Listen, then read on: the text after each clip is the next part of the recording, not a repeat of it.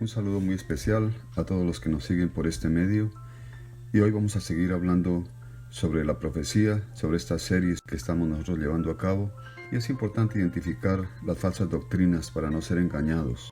Ahora, primero que todo, que el Señor bendiga este mensaje. Para en el precioso nombre de Jesucristo, nuestro Señor y Salvador, te pedimos que el poder de tu Santo Espíritu nos capacite, Señor, para memorizarla, para aplicarla a nuestras vidas, para entenderla como tú quieres que la entendamos. En el nombre precioso de Jesús. Amén. ¿Cómo conocemos las falsas doctrinas? Cuando las observamos a la luz de la Biblia. Vamos a ir al libro de Apocalipsis, capítulo 22, y vamos a leer los versículos 18 y 19, y dice así la palabra del Señor. Yo testifico a todo aquel que oye las palabras de la profecía de este libro. Si alguno añadiere a estas cosas, Dios traerá sobre él las plagas que están escritas en este libro. Si alguno quitare de las palabras del libro de esta profecía, Dios quitará su parte del libro de la vida y de la santa ciudad y de las cosas que están escritas en este libro. A la luz de la palabra del Señor, la Iglesia Católica Romana sobresale como la posible gran ramera de la cual nos habla la palabra del Señor en el libro de Apocalipsis capítulos 17 y 18. Miremos algunas de las herejías de la Iglesia Católica Romana. Primero, adoración a María y declaración que ella también es intercesora. La palabra del Señor nos dice en 1 Timoteo 2:5, porque hay un solo Dios y un solo mediador entre Dios y nosotros, Jesucristo hombre. Fuera de él no hay otro mediador, no hay otro intercesor. Otras enseñanzas antibíblicas de la Iglesia Católica son la Inmaculada Concepción. La Iglesia Católica declara que María fue virgen antes y después del nacimiento de Jesús. La palabra nos dice que María tuvo más hijos. En el libro de Mateo capítulo 13, y vamos a leer el versículo 54, 55 y 56. Y venido a su tierra, les enseñaba en la sinagoga de ellos, de tal manera que se maravillaban y decían, ¿de dónde tiene esa sabiduría y estos milagros? ¿No es este el hijo del carpintero? ¿No se llama su madre María y sus hermanos Jacob, José, Simón y Judas? ¿No están todas sus hermanas con nosotros? ¿De dónde pues tiene todas estas cosas? Entonces nos damos cuenta que María, como esposa, tuvo hijos, tuvo un matrimonio normal con su esposo José. La Iglesia Católica declara que María es la Madre de Dios, pero en el rezo a María le piden por la salvación de María. Dios te salve María, llena eres de gracia. Proclaman que María no conoció muerte, sino que subió en cuerpo y alma al cielo, lo que se conoce como la doctrina de la Asunción de María. En ninguna parte de la palabra del Señor encontramos esta doctrina. Ella también necesita de la sangre de Jesús para ser salva, lo mismo que todo el mundo.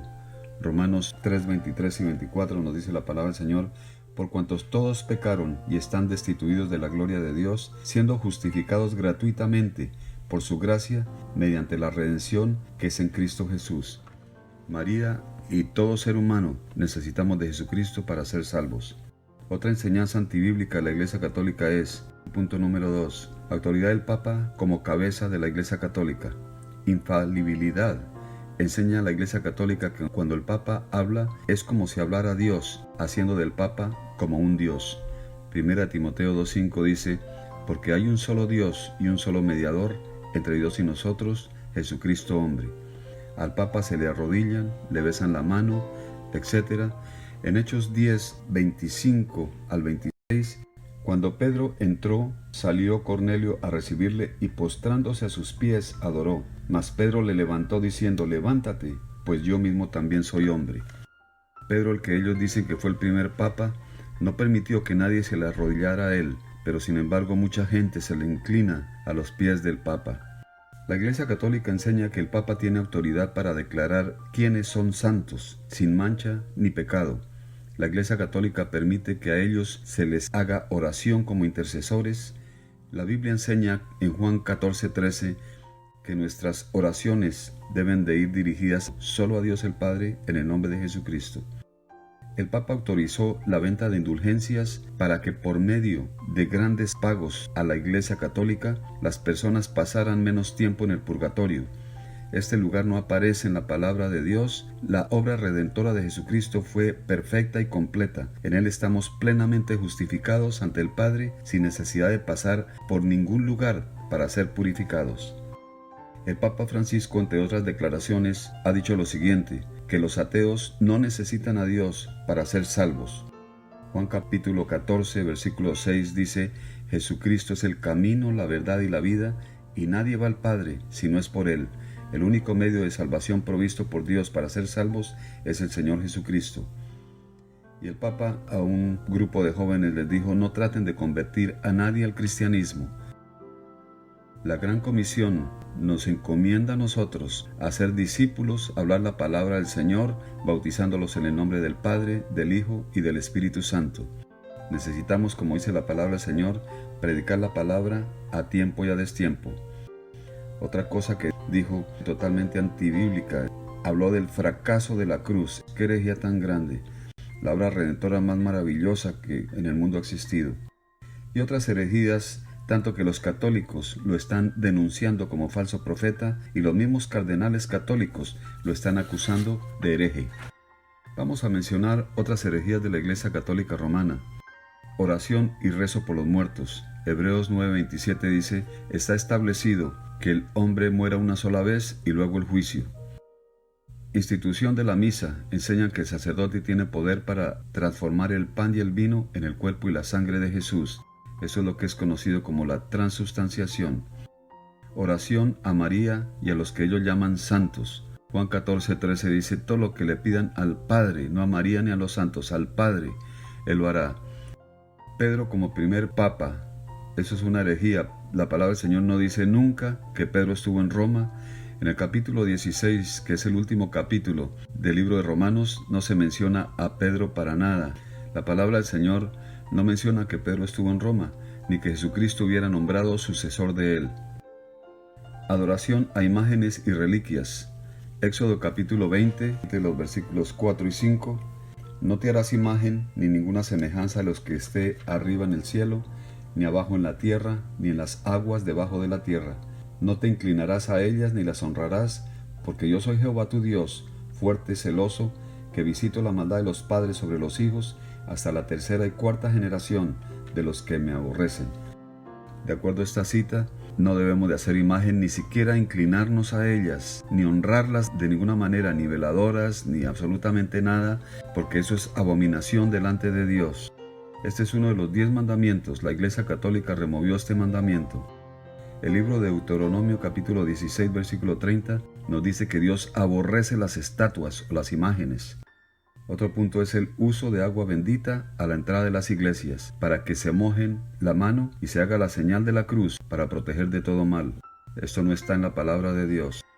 El celibato sacerdotal. Roma prohíbe a los curas que se casen cuando la Biblia ordena a los líderes que se casen en 1 Timoteo 2:15. Esto ha desatado un mundo de inmoralidad sexual, de abuso de niños, de pedofilia, etc. El uso del rosario. Esto es una tradición copiada del paganismo musulmán. Jesús prohibió las vanas repeticiones en Mateo 6, versículos 5 al 13. La Inquisición, donde por autoridad del Papa fueron asesinados, torturados y expropiados cristianos por millones que rehusaban someterse al paganismo de los católicos. La confesión. La Iglesia Católica enseña que los curas tienen potestad de perdonar pecados. Pedro, en 8:22, manda a un hombre a pedirle perdón por sus pecados directamente a Dios. El que dicen que fue su primer papa, no le dijo yo le perdono sus pecados, sino que lo mandó que se arrepiente delante de Dios. En el año 1929, el Papa prohibió la lectura de la palabra. Casiodoro de Reina, en el siglo XVI, huyó de España porque la Iglesia Católica quería matarlo por traducir la Biblia al español. La palabra del Señor nos dice en Juan capítulo 5, versículo 39, escudriñen las Escrituras, nos manda a nosotros a estudiar la Escritura. En Apocalipsis 1, del 1 al 3, nos dice que somos bienaventurados cuando leemos la palabra de Dios. La Iglesia Católica enseña que la tradición tiene la misma autoridad que la Biblia. Cuando nos dice la palabra del Señor en Colosenses 2:8, dice que no nos dejemos engañar de acuerdo a las tradiciones de los hombres. Estas son unas de las tantas herejías de la Iglesia Católica Romana. En la época de Jesucristo se podían distinguir dos sistemas claramente. el sistema religioso representado en los fariseos y el sistema político en el Imperio Romano.